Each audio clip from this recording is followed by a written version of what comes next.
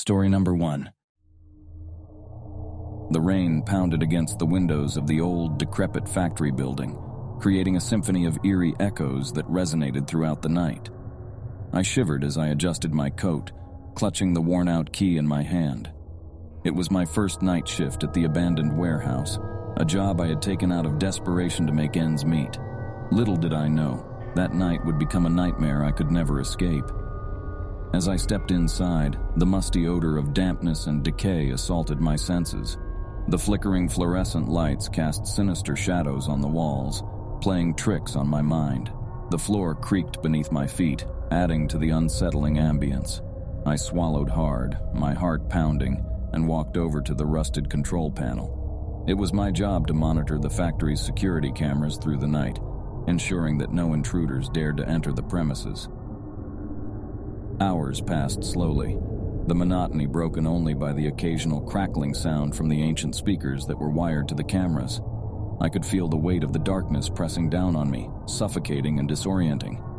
Every now and then, I'd catch movement on the screens. Just shadows, I told myself, probably caused by the rain and the wind outside. I rubbed my eyes, struggling to stay awake. The rain had intensified, creating a hypnotic rhythm that threatened to lull me into a slumber. It was during one of these drowsy moments that I heard a faint whisper, so soft that it was almost imperceptible. I glanced around, my heart racing, but the factory seemed empty and devoid of life. Shaking off my unease, I refocused on the security cameras. That's when I saw it, a figure, unmistakably human, darting across one of the screens. My breath caught in my throat and a cold sweat broke out on my forehead. There was no mistaking it. Someone was inside the factory. I grabbed the flashlight from the control panel and cautiously made my way through the dimly lit corridors. The rain had intensified, creating a cacophony that masked my footsteps. With every step, I felt a growing sense of dread clawing at my insides. The factory seemed to come alive around me, the shadows dancing in sinister delight. As I turned a corner, my flashlight illuminated a pale, ghostly face staring back at me. My heart leaped into my throat and I stumbled back, nearly losing my balance. The figure before me was gaunt, its hollow eyes fixed on me. Its lips moved, forming words I couldn't hear over the rain. I tried to retreat, my mind a whirlwind of terror, but the exit seemed to recede further into the distance. Panic gnawed at my sanity, and I raced through the labyrinthine passages, the whispers growing louder, more insistent. I stumbled upon an open doorway, and my flashlight revealed a room filled with decaying mannequins, their lifeless eyes seemingly following my every move. My breath hitched as I realized I was not alone. The figure was there again, standing amidst the mannequins, its features twisted into a grotesque smile. Its voice echoed in my mind, a haunting melody that sent shivers down my spine. It beckoned me closer, its skeletal hand outstretched. I couldn't escape its pull. My legs moved of their own accord, drawing me towards the figure. The room seemed to warp and twist, the walls closing in on me. I could feel the cold, clammy fingers of despair wrapping around my heart. I closed my eyes, desperately trying to will myself awake from this horrifying nightmare. But when I opened them, I was still there, trapped in a nightmare of my own making. The figure was inches away from me now, its breath a frigid whisper against my ear. It spoke in a voice that was both seductive and chilling, promising release from the torment that had become my reality. In that moment, I realized the truth. The factory was not abandoned. It was a place of darkness, a realm where the boundaries between the living and the dead blurred. The figure before me was a manifestation of the malevolent energy that had festered within these walls for years. As the night wore on, I became one with the shadows, my mind unraveling, my sanity slipping through my fingers like grains of sand. I no longer knew what was real and what was a twisted illusion. The figure led me through a macabre dance, its laughter echoing in my ears. When the first rays of dawn finally broke through the windows, the figure dissipated like mist, leaving me alone and broken amidst the decaying mannequins. The rain had subsided, leaving behind a silence that was almost deafening. I stumbled out of the factory, my mind a haze of terror and confusion. I never returned to that accursed place, haunted by the memories of that night. The factory stood as a grim reminder of the darkness that lurked beneath the surface of our world, a darkness that could consume even the strongest of minds. And as I walked away, I couldn't shake the feeling that the shadow still whispered my name, a chilling reminder of that night. Story number 2. I never imagined that taking the graveyard shift at the old, dilapidated Thompson Manor would lead me into a nightmare that would haunt me for the rest of my life. My name is Ethan, and I was fresh out of college, desperate for a job that would pay the bills while I searched for something better. That's how I ended up as the night security guard at Thompson Manor. From the moment I stepped foot on the property, a sense of unease settled over me. The mansion loomed over the landscape like a brooding sentinel, its windows shattered and walls covered in ivy that seemed to writhe in the moonlight. I couldn't help but shiver as I unlocked the front door and stepped into the darkness within. The interior was just as eerie as the exterior.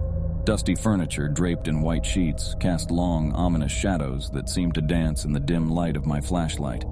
The air was thick with an acrid, musty scent, and every creak of the floorboard sent chills down my spine. I told myself it was just an old building settling, but something about the atmosphere made my skin crawl. My duties were simple enough: patrol the mansion every hour and ensure no unauthorized individuals entered the property. I chuckled nervously to myself, thinking how easy it sounded.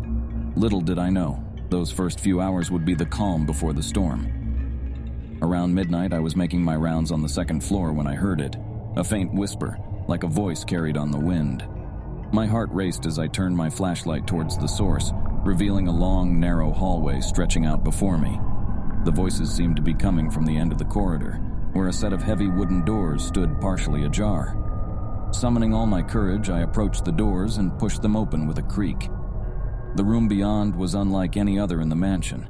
It was immaculately preserved, as if frozen in time. The walls were adorned with intricate tapestries depicting scenes of an ancient ritual, and an ornate altar dominated the center of the room. But what truly unnerved me were the figures gathered around the altar, life-size statues, each with an eerily lifelike appearance. They wore expressions of terror, their eyes wide and mouths frozen in silent screams. It was as if the very essence of fear had been carved into stone. I stumbled back in shock, my mind racing to comprehend the scene before me. As I continued to stare, a realization dawned on me. These statues were not mere sculptures. They were frozen souls, trapped in a state of perpetual horror. I fled the room, my heart pounding in my chest. My initial instinct was to escape the mansion and never look back, but the rational part of me reminded me that I needed this job. Swallowing my fear, I resumed my patrols, doing my best to avoid that accursed room. The hours dragged on, and with each passing minute, the mansion seemed to come alive with unseen malevolence. Shadows seemed to move on their own, whispering voices echoed through the corridors, and the temperature plummeted to an icy chill. I couldn't shake the feeling that I was being watched, hunted even. As the night wore on, I found myself drawn back to that forbidden room. It was as if an invisible force was compelling me to return. Against my better judgment, I entered the room once more, my heart pounding in my ears. This time, the statues' faces seemed to twist and contort, their eyes following me as I moved. I stumbled back, my flashlight flickering, and that's when I heard it, a deep, guttural growl emanating from the shadows.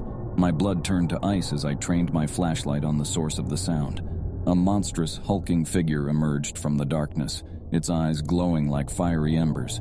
It moved with a sinister grace, its elongated limbs and gnarled fingers reaching out towards me.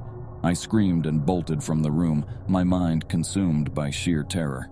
I ran through the mansion, desperate to escape the clutches of the malevolent presence that pursued me. Every corner I turned, every door I opened, seemed to lead me deeper into the nightmare.